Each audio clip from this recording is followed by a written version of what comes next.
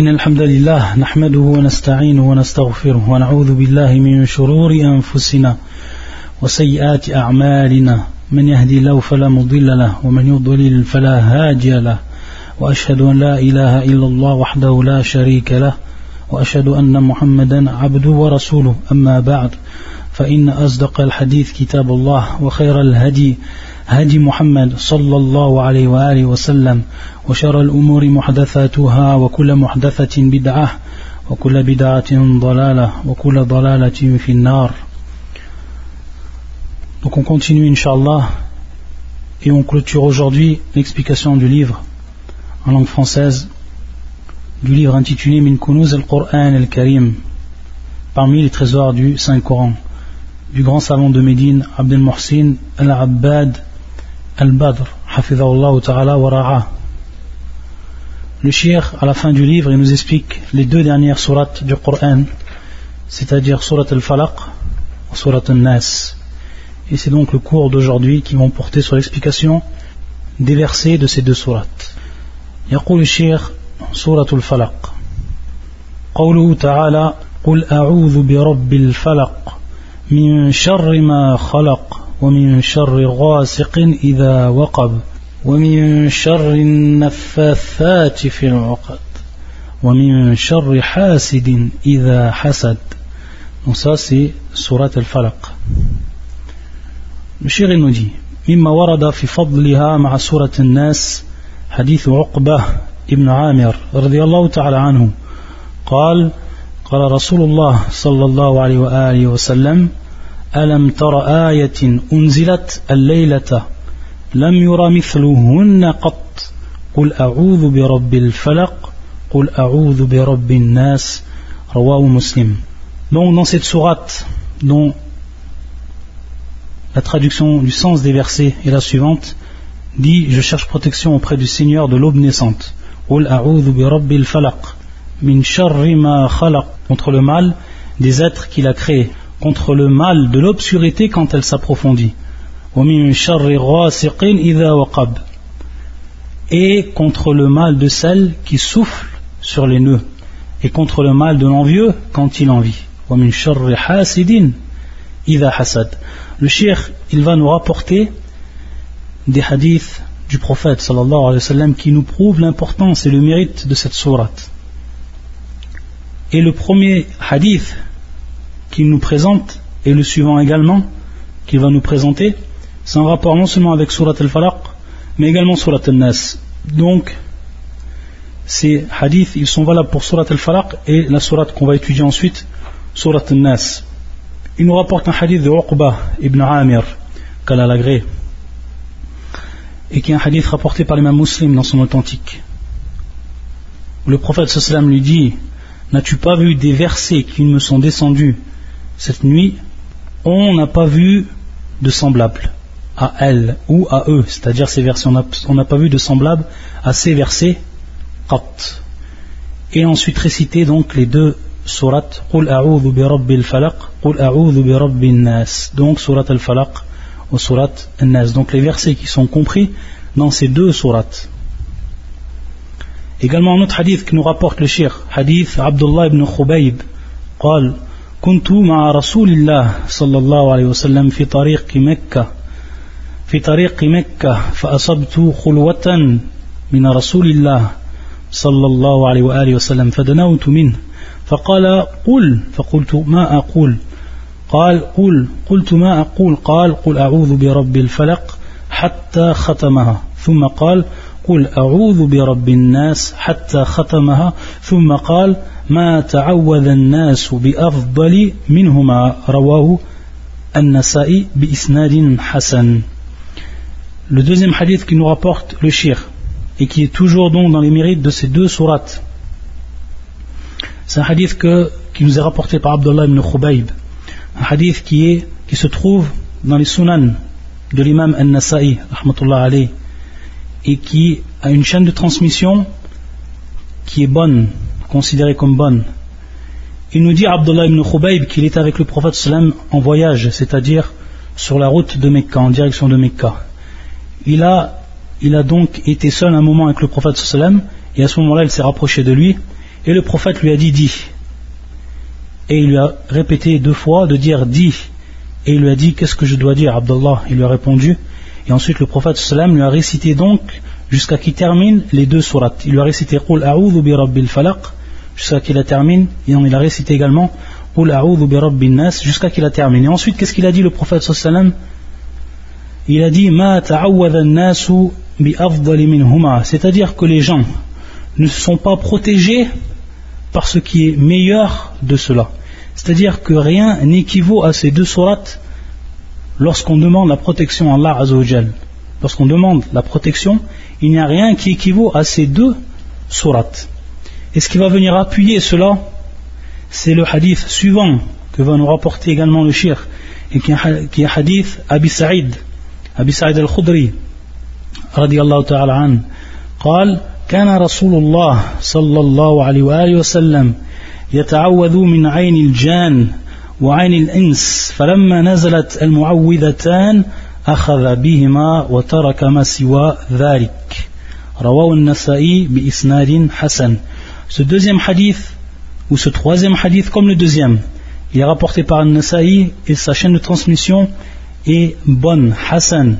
Ici on voit que le prophète sallallahu alayhi wa sallam, comme nous l'explique Abu Sa'id al-Khudri, que le prophète sallallahu wa sallam alayhi, il demandait protection et il se protégeait de Ayn al-Jan, c'est-à-dire de l'œil, et ici bien entendu le mauvais œil des djinns, et également de l'œil de l'humain, c'est-à-dire le mauvais œil de l'humain.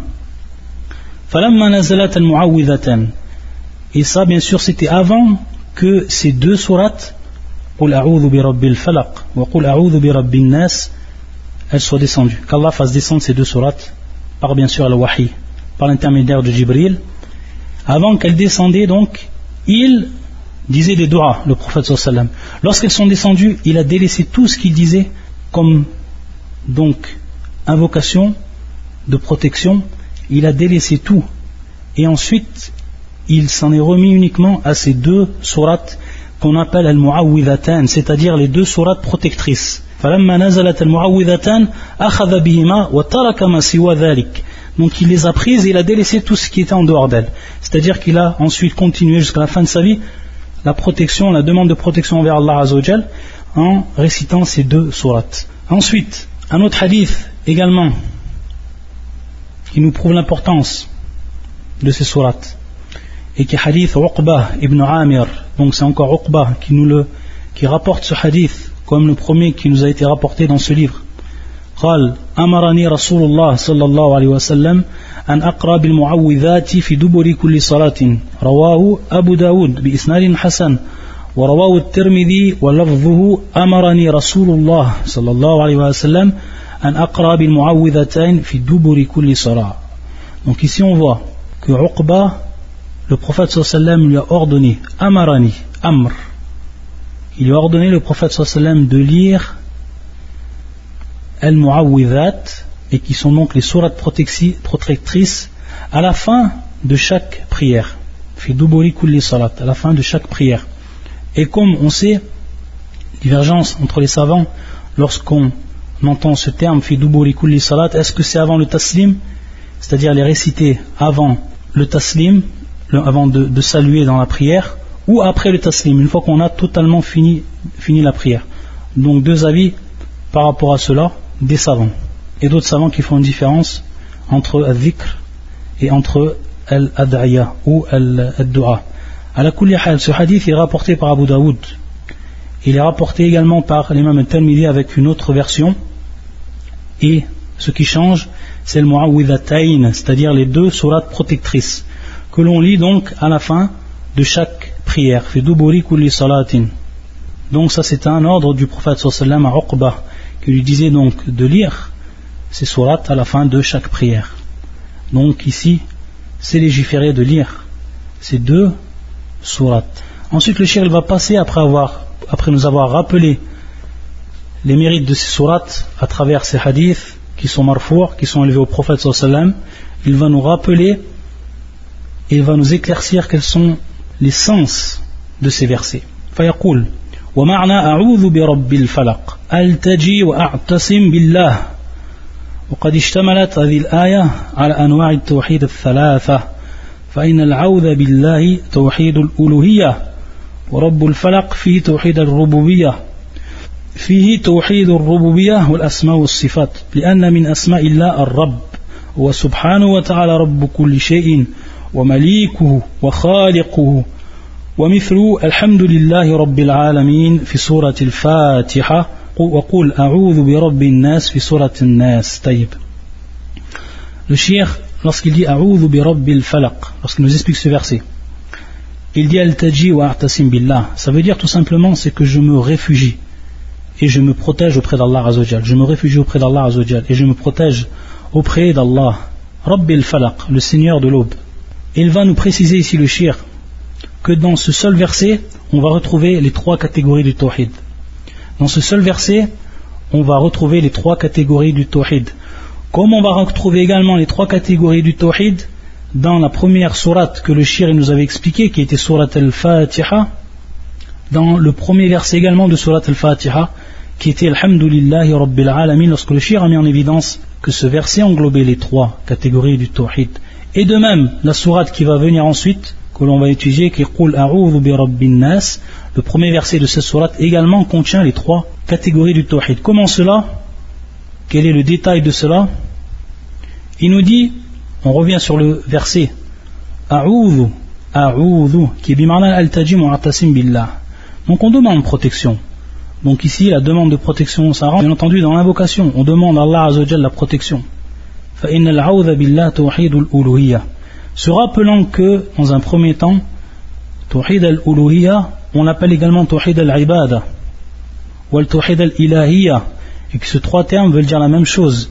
Et ça revient en fait à l'unicité d'Allah Azzawajal dans son adoration. C'est donc adorer Allah Azzawajal seul, sans lui associer quoi que ce soit. Et donc on voit ici que A'udhu, lorsqu'on dit A'udhu, on demande la protection. On demande de protection, c'est une invocation. L'invocation, ça rentre dans l'adoration. Donc ici c'est un acte d'adoration. Et l'acte d'adoration ne peut être émis que pour Allah Azzawajal. Donc dans ce sens, on vient de concrétiser le tawhid qui est propre à l'adoration d'Allah Azzawajal. Tawhid al-Uluhiyya ou Tawhid al-Ibada. Donc en ce sens, lorsqu'on dit A'udhu, on a concrétisé cette partie de l'unicité, cette catégorie de l'unicité. Ensuite, pour ce qui est du Tawhid al-Rububiyya, donc Tawhid al-Rububiyya, c'est l'unicité d'Allah Azzawajal dans sa seigneurie, dans sa souveraineté, subhanahu wa ta'ala. Il va tout simplement être ici relaté par l'un des noms d'Allah Azzawajal, qui est Ar-Rabb. Et on voit bien que Ar-Rububiyya vient du nom d'Allah Azzawajal, Ar-Rabb, et qui est bien sûr le Seigneur, et qui est donc le Seigneur et celui qui détient toute chose, le maître de toute chose, et celui qui a créé toute chose. Dans ce sens-là, c'est le tawhid de la souveraineté, le tawhid de la seigneurie, tawhid al-Rububiyya, qui est donc contenu à travers ce nom. Et également, à travers ce nom, on en déduit tawhid al-Asma'i wa sifat, c'est-à-dire l'unicité d'Allah Azzawajal dans ses noms et ses attributs. Comment cela? Parce que ce nom-là, c'est un nom d'Allah Azzawajal, et c'est donc une unicité qui va être propre au nom d'Allah et à ses attributs. C'est-à-dire qu'Allah Azzawajal, il est unique dans ses noms et dans ses attributs, que personne n'est égal à lui dans cela. Et il est donc l'unique dans ses noms et ses attributs. De par là, c'est Tawhid al-Asma wa Sifat. Et Allah Azzawajal, wa ar-Rabb, ar-Rabb, bil-alif wal-lam, c'est-à-dire le Seigneur. Le Seigneur ici, bien sûr, lorsqu'on dit Ar-Rabb, c'est avec l'article défini. Et Ar-Rabb, on ne peut utiliser ce nom-là, Ar-Rabb, défini, que dans le droit d'Allah Azzawajal, car c'est lui le Seigneur de toutes choses. C'est lui le souverain de toutes choses, c'est lui qui est le maître de toutes choses, subhanahu wa ta'ala. Et donc en ce sens, lorsqu'on affirme, lorsqu'on reconnaît ce nom et son sens, alors également, on va attester ici l'unicité d'Allah Azzawajal dans ses noms et ses attributs, parce qu'on atteste que ce nom est unique à Allah Azzawajal, et qu'il est donc, Allah Azzawajal détient l'unicité pure dans ses noms et ses attributs, et en l'occurrence ici le nom Ar-Rabb. Donc dans ce verset, Qul a'udhu bi rabbi al-falaq, et également dans le premier verset de Surat An-Nas, Qul a'udhu bi rabbi an-nas, on a donc les trois catégories du tawhid. Ensuite le shir il passe à la suite du verset, ou toujours dans le verset, toujours dans le premier verset, Na'am, il va nous donner l'explication de al-falaq. Al-falaq. Al-falaq, il dit le shir, ma'na as-subh, comme donc cela a été traduit, l'aube, as-subh. Fi qawli jumhur al-mufassirin, c'est donc la parole de la plupart des savants du tafsir. Et l'imam Ibn Kathir a attribué cette parole à Jabir wa Ibn Abbas radiyallahu ta'ala anhum wa ghayrihima, et d'autres encore. Et ce verset là donc, comme il nous dit le shir wa mithlu qawlihi, il est comme le verset suivant, comme la parole d'Allah azza wa jal, faliqul isbah, faliqul isbah. Et donc faliqu, c'est ici ism fa'il, c'est donc ism fa'il, et qui vient du verbe, et qui est pris du verbe falaqa, et qui au niveau de la traduction, au niveau du sens, veut dire fendre, veut dire fissurer. Donc faliqul isbah, donc celui qui fend l'aube, al-isbah. Et ça c'est fi surat al-an'am, ce verset fi surat al-an'am est le verset 96, si on peut l'écrire en français. Wa qawluhu was-subhi idha asfar, was-subhi idha asfar, ça c'est fi surat al-muddathir, qui est le verset 34. Was-subh, donc Allah azza wa jal, il jure ici par sa créature qui est l'aube. Was-subhi idha asfar, et asfar bima'na ashraq, ashraqa, c'est-à-dire donc au moment où il se dévoile, où il prend son éclat, au moment où il brille, donc au moment où il se lève l'aube. Wa qawluhu was-subhi idha tanaffas, was-subhi idha tanaffas, lorsque l'aube respire. Was-subhi idha tanaffas. Et il nous dit le shir, wa la'alla takhsisahu bi-dhikri li-ahammiyati fi hayati an-nas wa ma'ayishihim.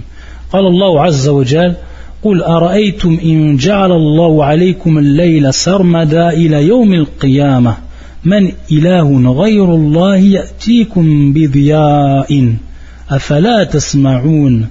Ça c'est في سورة Al-Qasas, et c'est le verset 71. Il nous dit ici qu'Allah Azza wa Jal, il a donc rappelé As-Subh, qui est le falaq, et il l'a précisé dans ce verset. Et le fait qu'il lui a donné donc une place particulière en le citant dans le début de ce verset, il nous rappelle la hikmah, la sagesse, le shir, en disant que tout simplement c'est de par son importance fondamentale dans la vie des gens. Et il nous a rappelé ensuite le verset dont le sens, ou dont la traduction du sens dit: que diriez-vous si Allah vous assignait la nuit en permanence? Naam. Si Allah Azza wa Jal de manière continue jusqu'au jour de la résurrection n'avait jamais fait apparaître la journée et avait toujours laissé la nuit planer sur le monde, c'est-à-dire que les gens vivraient toujours dans les ténèbres de la nuit. Il dit: quelle divinité autre qu'Allah pourrez-vous vous apporter une lumière? N'entendez-vous donc pas? Donc en ce sens, Allah Azza wa Jal nous fait comprendre dans ce verset qu'Allah Azza wa Jal, c'est lui, donc de par cet acte, qui mérite seul l'adoration, subhanahu wa ta'ala. Pourquoi? Parce que c'est lui qui nous a apporté la lumière, alors que s'il n'y avait eu que la nuit, les hommes n'auraient pu vivre, parce que la personne a besoin, et c'est un besoin vital du jour. C'est un besoin vital du jour. Et le jour commence par l'aube. Le jour commence par l'aube, bien entendu. Et c'est donc dans ce sens-là, et pour faire relater l'importance de cela, qu'Allah Azza wa Jal a cité dans Surat Al-Falaq, donc Al-Subh, c'est-à-dire l'aube, lorsqu'il a dit Allah Azza wa Jal Qul a'udhu bi rabbil falaq. Ensuite le shir il dit ثم ذكر المستعاذ منه بقوله من شر ما خلق وهو يشمل أي شر من أي مخلوق ثم نص على الشرور 3 من المخلوقات ولعل تخصيصه بالذكر مع أنها داخلة في عموم من شر ما خلق لخطورتها وشدة ضررها. Le shir nous dit ensuite qu'Allah Azza wa Jal, il nous a ensuite rappelé ce dont on se protège, On demande protection à Allah Azza wa Jal. De quoi? Et donc il vient ensuite le deuxième verset, min sharri ma khalaq, min sharri ma khalaq, c'est-à-dire donc du mal de ceux des êtres créés, des êtres donc qu'il a créés. Et il nous dit le cheikh ici que cela ça englobe tout le mal de façon générale, le mal qui se trouve dans tous les êtres créés, qu'Allah Azza wa Jal a créé. Donc on voit ici, c'est un sens général, le verset il a un sens général. Et ensuite il va y avoir, lorsque Allah Azza wa Jal, après avoir cité tout ce qui rentre dans ces créatures, tout ce qui est donc de ces créatures, il va citer 3 de ces créatures ensuite, comme on va le voir à la suite du verset. Et donc on voit ici qu'il y a la citation de ce qui est général et qui rentre ou qui est relaté par tout ce qu'il a créé. Et ensuite, il y a la citation de ce qui est particulier et qui va être donc traduit donc par ces 3 choses. Et il nous dit pourquoi, quelle est la hikmah de cela? Pourquoi Allah Azza wa Jal, dans un premier temps, il a cité ce qui est général et ensuite il a cité ce qui est particulier, sachant que ce qui est particulier va rentrer dans ce qui est général. Donc c'est comme s'il y avait eu 2 citations par rapport au fait que ces 3 choses qui sont créées, qui vont être citées après, vont rentrer dans ce qui est créé de façon générale, donc du mal de cela. Et il nous dit, al-hikmah, c'est pour nous faire comprendre son danger. Le danger particulier est très appuyé de ces 3 choses. C'est-à-dire le préjudice important qu'ont ces 3 choses, que le mal qu'ont ces 3 choses envers la personne humaine. Donc c'est pour qu'on prenne conscience de cela. Ensuite il dit le cheikh وَقَوْلُهُ وَمِنْ شَرِّ غَاسِقٍ إِذَا وَقَبْ أي الليل إذا أقبل بظلامه حكى ابن كثير عن ابن عباس وغيره. وفي القاموس المحيط وقب الظلام دخله وهو يقابل الفلق لأن الفلق إقبال النهار ووقوب الغاسق إقبال الليل. ومنه قوله تعالى أقم الصلاة لدلوك الشمس إلى غسق الليل فإن بعد دلوك الشمس هو زوالها صلاتين هما الظهر والعصر وفي غسق الليل وهو أوله صلاة المغرب والعشاء وفي أول الليل تنتشر الشياطين. طيب. Le cheikh nous dit ici en nous citant ensuite le 2 ou le 3e verset ومن شر غاسق إذا وقب. Il nous dit le cheikh, pour expliquer donc ce 3e verset, il dit al-layl idha aqbala bi dhalamihi. Donc le sens ici de ce verset wa min sharri ghasiqin idha waqab, il dit c'est lorsque la nuit débute par ses ténèbres. C'est lorsque la nuit débute par ses ténèbres. Et cette parole-là, elle est attribuée de la part d'Ibn Kathir à Ibn Abbas.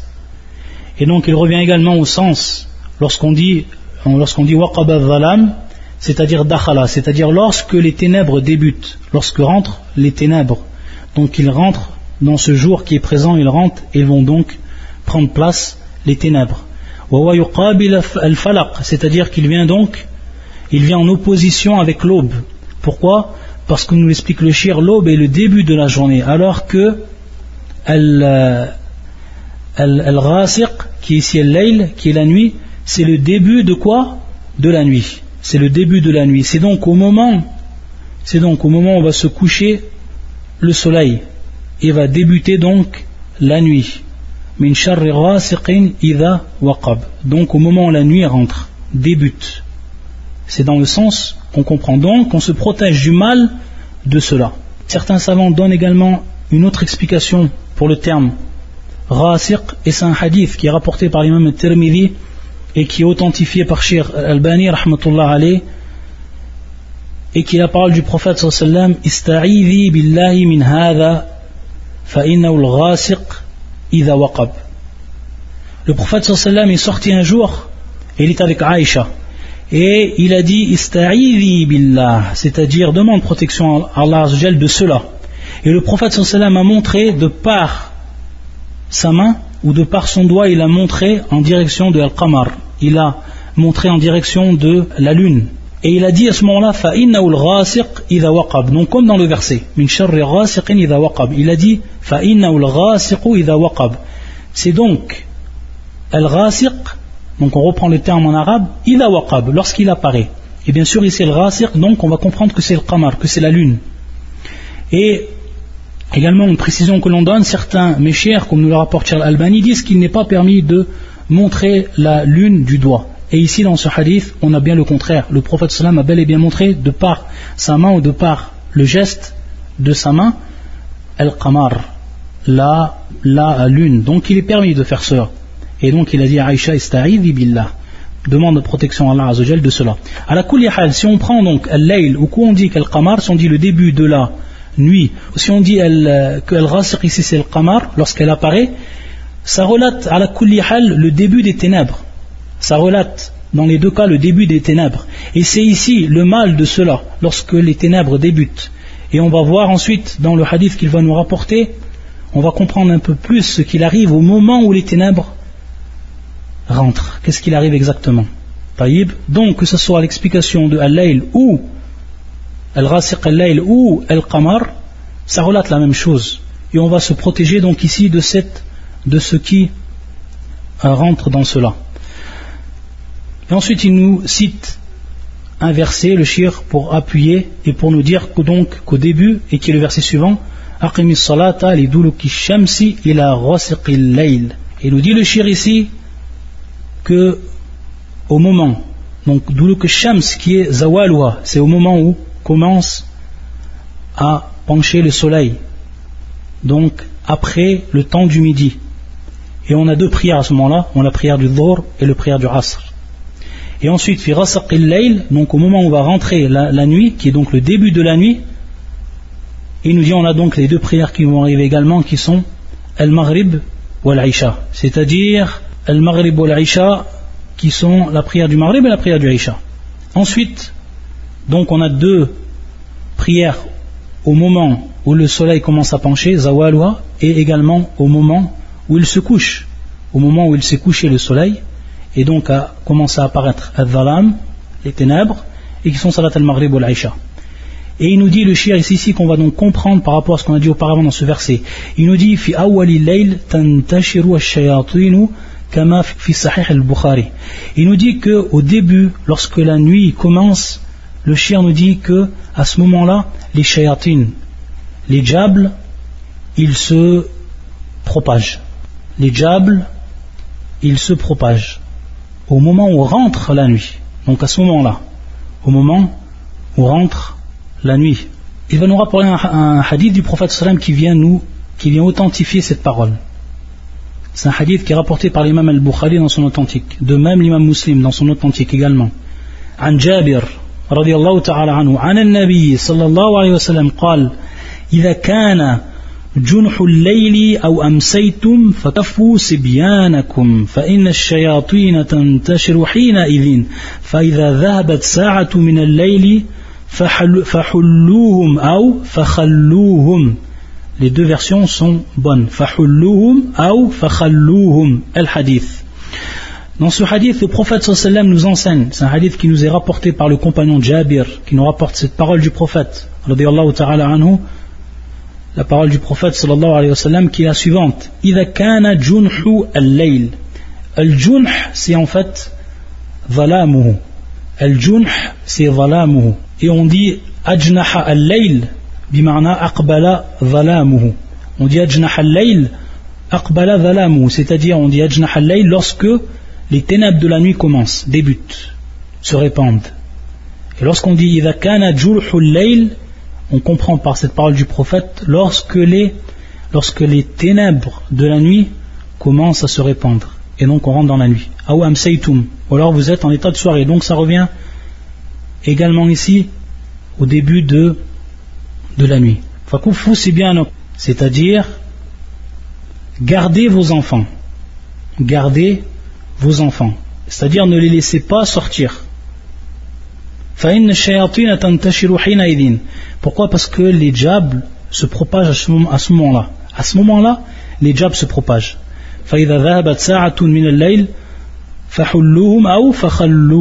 C'est-à-dire, et s'il y a une heure, et bien sûr on a déjà dit que l'heure, ce n'est pas l'heure dans les textes et dans la langue arabe, l'heure ce ne veut pas vouloir dire 60 minutes comme nous on connaît lorsqu'on dit l'heure, mais un temps. Donc il nous dit le prophète, lorsqu'un temps est passé de la nuit, فَإِذَا ذَهَبَتْ سَاعَةٌ مِنَ اللَّيْلِ فَحُلُّوهُمْ, et dans une autre version فَخَلُّوهُمْ, c'est-à-dire laissez-les, vous pouvez les laisser. Et donc bien sûr فَكُفُّ سِبْيَانَكُمْ إِمْنَعُوهُمْ مِنَ الْخُرُوجِ, c'est-à-dire interdisez-les de sortir. Ibn Hajar nous explique ici que en fait les djabls ils sortent tous à ce moment-là et que leur force se multiplie durant la nuit, c'est-à-dire dans le noir. Dès qu'il y a du noir, les djabls en profitent pour sortir avec force, et c'est là qu'ils trouvent leur force et leur énergie. Et c'est donc à ce moment où ils se propagent tous à ce moment. Taïb, donc c'est un danger pour les enfants, surtout pour les enfants, c'est un danger. C'est pour ça que le prophète sallam, à ce moment-là, il nous dit au moment du Maghrib, au moment où va rentrer les ténèbres de la nuit, il faut donc garder nos enfants. Et lorsque les ténèbres, c'est-à-dire lorsque ce moment-là, il est parti, c'est-à-dire après un moment de la nuit, lorsque la nuit donc a commencé et qu'un temps est passé, alors on peut à ce moment après les laisser. فَخَلُّوهُمْ. Donc ici ça rentre bien dans l'explication du verset وَمِنْ شَرِّ غَاسِقٍ إِذَا وَقَبْ. Et donc comme on a expliqué, lorsque le début de la nuit commence, c'est-à-dire que ces ténèbres se répandent. Ensuite, l'avant-dernier verset, le chéri nous dit قُلُوا وَمِنْ شَرِّ النَّفَّثَّاتِ فِي الْعُقَدِ أي السواحر اللاتي ينفثن في العقد في سحرهن والسحر يكون من الرجال والنساء ولعل تخصيص النساء بالذكر لكون السحر فيهن أكثر منه في الرجال. Que dans l'autre verset, le verset suivant, lorsqu'on demande à Allah Azza wa Jal de la protection contre quoi? Et contre le mal de celles qui souffrent sur les nœuds. Il nous dit c'est as-sawahir, ou les sorcières. Naam. Ce sont les sorcières. C'est pour ça que dans la traduction on vous met entre parenthèses les sorcières, qui au moment où elles font un nœud, elles insufflent leur sorcellerie. Donc elles font un nœud, et à ce moment-là elles insufflent sur ce nœud leur sorcellerie. Wallah al-musta'an. Il nous dit que le sihr, la sorcellerie, comme on sait, c'est un acte qui est fait par les hommes comme par les femmes. Mais ici, Allah Azza wa Jal a cité de manière particulière les femmes. Et il nous dit le shirk parce que la sorcellerie se trouve beaucoup plus et beaucoup plus répandue chez les femmes que chez les hommes. Donc c'est dans ce sens que le verset est venu en citant les femmes parmi les sorciers, donc les sorcières. C'est dans ce sens, parce que c'est bien plus répandu chez les femmes que chez les hommes, la sorcellerie. Et c'est quelque chose, c'est quelque chose qui est connu, que les femmes pratiquent la sorcellerie bien plus que les hommes. Et que c'est bien plus souvent les hommes qui sont victimes de la sorcellerie des femmes que l'inverse. Ça c'est quelque chose que tout le monde connaît. Wallah al-musta'an. Ensuite, le shir nous dit وَمِنْ شَرِّ حَاسِدٍ إِذَا حَسَدٍ, et qui est donc le dernier verset, et qui est donc la dernière créature dont on demande à Allah Azza wa Jal de se protéger de son mal. Wallah al-musta'an. Il nous dit le shir al-hasid walladhi yatamanna zawal an-ni'mati 'an al-mahsud sawan hasalat lil-hasid aw lam tahsul wa yadkhul fi dhalika al-hasid alladhi yusibu bi'ayni walladhi la yusibu bil-'ayn wa innama quyida al-isti'adatu min sharr al-hasid biqawli idha hasada لأن الضرر منه يكون بتلبسه بالحسد وتعلق نفسه أو نفسه بحاسد المحسود. Le chéri nous dit ici que Al-Hasid, l'envieux, celui qui est envieux, Al-Hasid. Qu'est-ce que l'envieux? Al-Hasid, et donc Al-Hasid qui est ismun fa'il, et c'est donc celui qui fait l'action du hasad, de la jalousie. Al-Hasad. Il nous dit وَالَّذِي يَتَمَنَّ زَوَالَ النِّعْمَةِ عَنِ الْمَحْسُودِ. Il espère, cette personne-là, elle espère que le bien qui est présent de la personne qu'elle jalouse disparaisse. C'est ce qu'elle espère, cette personne-là, Al-Hasid. Celui qui te fait, qui est envieux envers toi, il espère que le bien que tu possèdes disparaisse. Ça c'est Al-Hasid. Et que ce bien soit présent chez Al-Hasid ou qu'il ne soit pas présent. Dans les deux cas, il sera quand même Hasid, qu'il l'a ou qu'il l'a pas cette ni'ma. Et il rentre également dans al-hasid, celui qui t'envie de par son œil, c'est-à-dire le mauvais œil, al-ayn, et celui également qui ne fait pas de cela, c'est-à-dire que son hasad reste et vient du cœur uniquement. Mais donc ça peut venir de l'œil, c'est-à-dire il peut t'atteindre par son œil, par son mauvais œil, wallah al-musta'an, ou ne pas t'atteindre par cela. C'est ce qu'il nous dit le shir. Yusibu bi'ayni walladhi la yusibu bi'ayni. Al-hasid alladhi yusibu bi'ayni walladhi la yusibu bi'ayni. Qu'il t'ait atteint de par son œil ou pas, dans les deux sens, il sera considéré comme al-hasid. Et bien entendu, le mal ici, c'est pour ça qu'il est cité dans le verset idha hasad, c'est-à-dire au moment où il envie. Quand il envie, le moment où il envie. Et bien sûr ici, comme nous répète le shir, c'est que le préjudice est connu. Le préjudice est connu. Et que la personne va s'accrocher donc à cette jalousie. Bihasad al-mahsoud. Qu'il a envers celui à qui il est fait jalousie. Wallah al-musta'an. Voilà donc pour cette sourate al-falaq. On va passer ensuite à la dernière sourate que le shir va nous expliquer et donc par là terminer l'explication de ce livre et qui est sourate al-nas. سورة الناس يقول الشيخ قوله قل أعوذ برب الناس ملك الناس إله الناس من شر الوسواس الخناس الذي يوسوس في صدور الناس من الجنة والناس قل أعوذ برب الناس dis je cherche protection auprès du Seigneur des hommes ملك الناس le souverain des hommes إله الناس le Dieu des hommes, la divinité des hommes min sharr al-waswas al-khannas, contre le mal du mauvais conseilleur, le furtif. Alladhi waswisu fi suduri an-nas, qui souffle le mal dans les poitrines des hommes.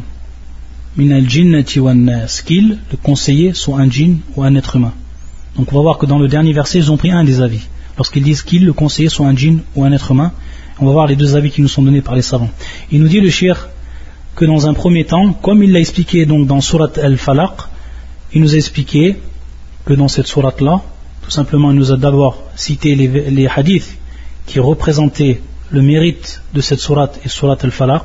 Il a également insisté sur le fait que le premier verset de cette sourate Nas, comme le premier verset de sourate al-Falaq, englobait, comprenait les trois catégories du tawhid.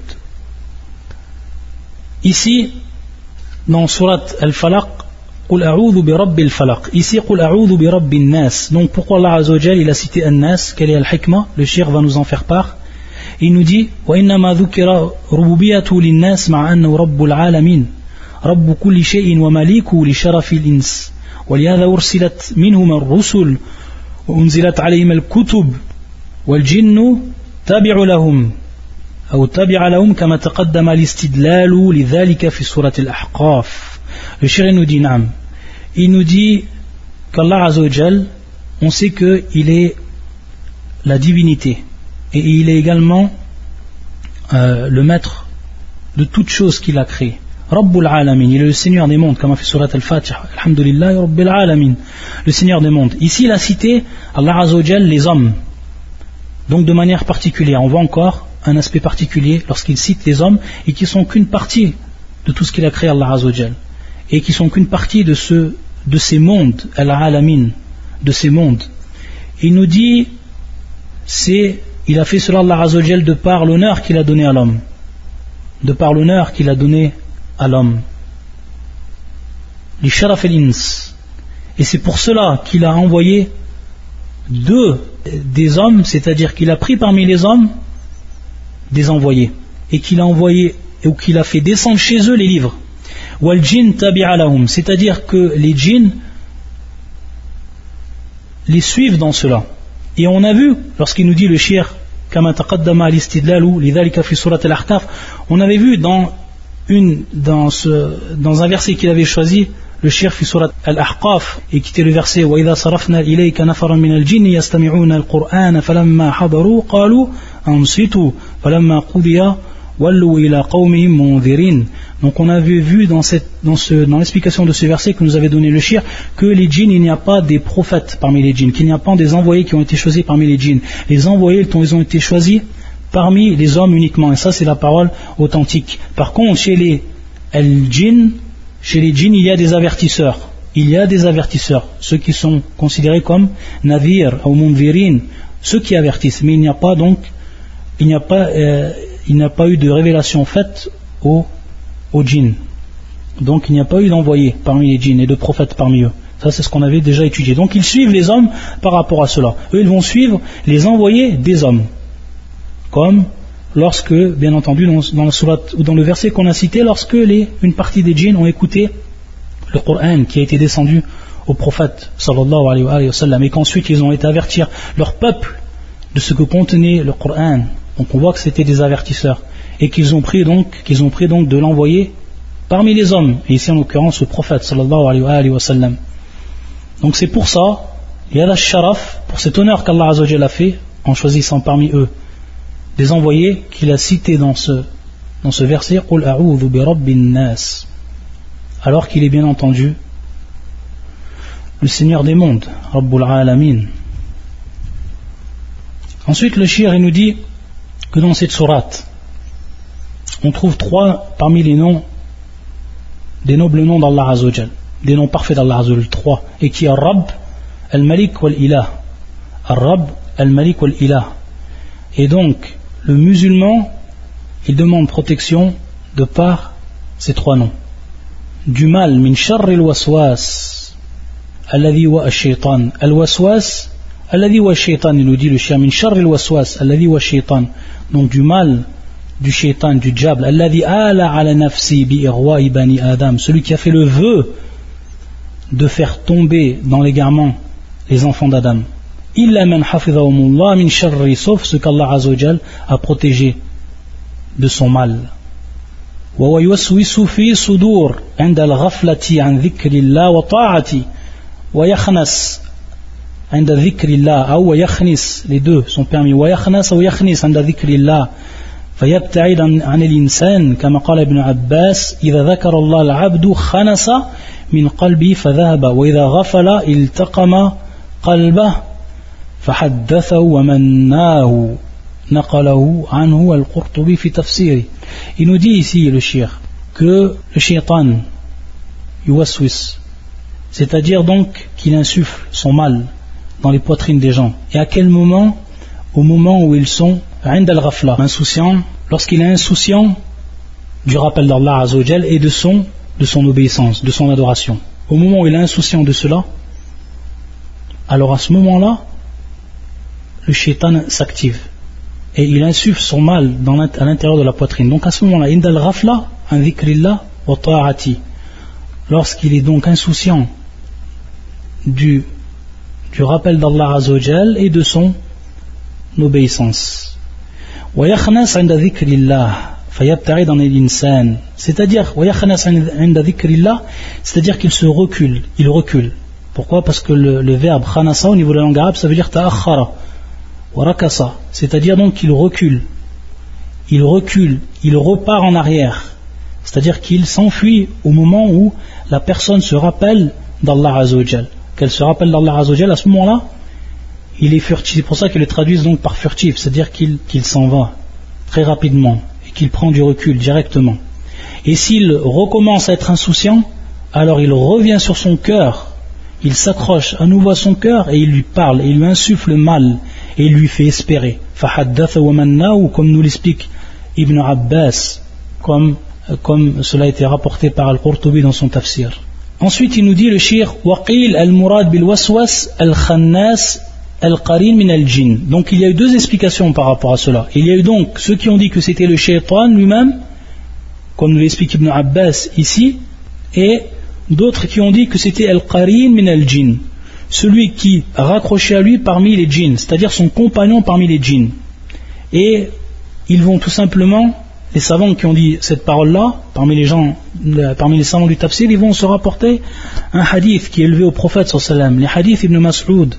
قال رسول الله صلى الله عليه وسلم ما منكم من أحد إلا وقد وكل به قرينه من الجن وقرينه من الملائكة قال وإياك يا رسول الله قال وإياي إلا أن الله أعانني عليه فأسلم فلا يأمرني إلا بخير رواه مسلم في صحيحه. Dans ce hadith qui nous est rapporté par l'imam Muslim dans son authentique, Ibn Mas'ud radiyallahu ta'ala anhu nous rapporte cette parole du prophète sallallahu alayhi wa sallam qui dit: il n'y a pas une personne parmi vous sans qu'on l'ait chargé d'un compagnon parmi les djinns, quelqu'un dont qarin, quelqu'un qui est toujours accroché à lui parmi les djinns, qui est tout le temps en son compagnie parmi les djinns. Wa qarinahu min al-malaïka, également une personne ou un ange qui va lui être également proche de lui, qui va être comme son compagnon.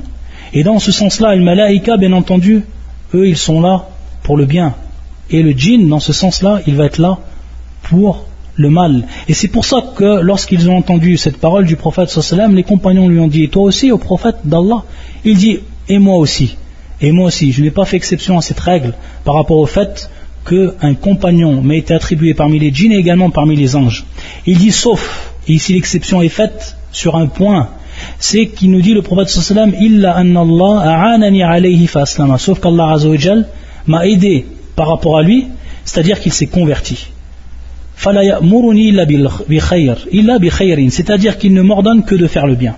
Ce djinn là qui s'est converti, et cela par la faveur d'Allah azza wa jal, qui a voulu aider par là son prophète, et qui à ce moment donc va lui ordonner de faire que le bien, Donc à partir de là, on s'aperçoit que le prophète sallallahu alayhi wa sallam, le djinn qui lui a été attribué, c'est quelqu'un qui ne lui ordonnait que de faire du bien, contrairement donc au djinn des êtres humains de façon générale. Donc exception a été faite dans ce sens-là au prophète sallallahu alayhi wa sallam, par l'islam du djinn, et par donc le fait qu'il est devenu un conseiller dans le bien uniquement, Donc certains savants ont dit à partir de ce hadith que al-murad ici bil waswas al-khannas, ils ont dit c'est ce djinn là qui nous ordonne de faire, contrairement au prophète, qui nous ordonne nous de faire le mal, et qui donc insuffle le mal dans nos poitrines, et qui donc a cette fonction là, al-waswas al-khannas. Ensuite le cheikh va nous expliquer en nous rappelant une parole de Ibn Kathir pour ce qui est des derniers versets, et notamment alladhi waswisu fi sudurin nas min al-jinnati wan nas. Il va nous expliquer ici qu'il y a une divergence entre les savants. Donc ces derniers versets, alladhi waswisu fi sudurin nas min al-jinnati wan nas, le cheikh va nous expliquer ici que min al-jinnati wan nas, est-ce que ça va être relatif à alladhi waswisu ou relatif à sudurin nas? Dans ce sens, on va donner l'explication. Lorsqu'on dit min al-jinnati wan nas, قيل إنه بيان للناس في قولي في صدور الناس فيدخل في الجن تغليبا وقيل إنه معطوف على وسواس الخناس وحذفت وهو العطف. طيب. Dans ce sens, le cheikh nous explique donc les deux tafsirs qui ont été donnés. Dans un premier temps, on voit ici celui qui souffle dans le mal dans les poitrines des hommes. Donc on peut comprendre que celui qui souffle le mal dans les poitrines des hommes, il peut être soit des djinns ou des humains. Donc cette phrase, soit des djinns ou des humains, ou soit un djinn ou un humain, va être rattachée à cette phrase qui souffle le mal dans les poitrines. Ou alors le conseiller, soit un djinn, eux ils traduisent ici le conseiller. Donc ici, lorsqu'ils traduisent et prennent le sens le conseiller, qu'ils le mettent entre parenthèses, ça veut dire que dans la traduction ils ont pris l'avis des savants, parmi les avis des savants, c'est-à-dire que cela donc est raccroché à qui souffle le mal dans les poitrines, c'est-à-dire qui soufflent le mal. Donc ceux qui soufflent le mal, ils sont soit parmi les djinns ou soit parmi les êtres humains. Taïb. Et d'autres vont dire, donc les autres savants, et c'est donc la parole qui va nous dire lorsqu'il nous dit innahu bayan linnas fi qawli sudurin nas fayatrul fil jinn taghliban. Le cheikh il va nous dire également, on peut comprendre, c'est l'avis des autres savants, que il est repris fi sudurin nas, c'est-à-dire dans les poitrines des hommes, parmi les djinns et les êtres humains. C'est-à-dire que ceux qui vont être victimes de ce mal sont soit un djinn ou un être humain. Donc on voit bien ici maintenant la différence, c'est-à-dire comment on va relier cette phrase qui est la dernière, min al-jinnati wan nas, qu'il soit un djinn ou un être humain, à quelle phrase qui est présente auparavant on va le relier pour en déduire donc la signification. Donc dans un cas on va comprendre, pour résumer, que c'est soit ceux qui soufflent le mal, soit ce sont des djinns ou des êtres humains, ou alors que ceux à qui on a soufflé le mal et qui sont les victimes, soit sont des djinns ou des êtres humains. Et bien entendu, le sens diffère dans les deux cas. Taïb. Et ensuite, il va nous rapporter la parole de Ibn Kathir qui met en évidence cela. C'est-à-dire que celui qui va faire al-waswas, est-ce qu'il va faire partie des djinns et également des hommes ou uniquement des djinns? Et dans l'autre cas, si il est lui la victime, est-ce qu'il va faire partie uniquement des hommes ou également des djinns? Taïb. Donc dans ce sens, on voit les deux avis. Et ensuite il dit, Ibn Kathir, donc on est toujours dans la parole d'Ibn Kathir, وَقَوْلُوا مِنَ الْجِنَّةِ وَالنَّاسِ هَلْ هُوَ تَفْصِيل لِقَوْلِهِ الَّذِي يُوَسْوِسُ فِي صُدُورِ النَّاسِ ثُمَّ بَيَّنَهُمْ فَقَالَ مِنَ الْجِنَّةِ وَالنَّاسِ فَهَذَا يُقَوِّي الْقَوْلَ الثَّانِي وَقِيلَ قَوْلُوا مِنَ الْجِنَّةِ وَالنَّاسِ تفسير للذي يوسوس في صدور الناس من شياطين الإنس والجن كما قال تعالى وكذلك جعلنا لكل نبي عدوا شياطين الإنس والجن يوحي بعضهم إلى بعض زخرف القول غرورا.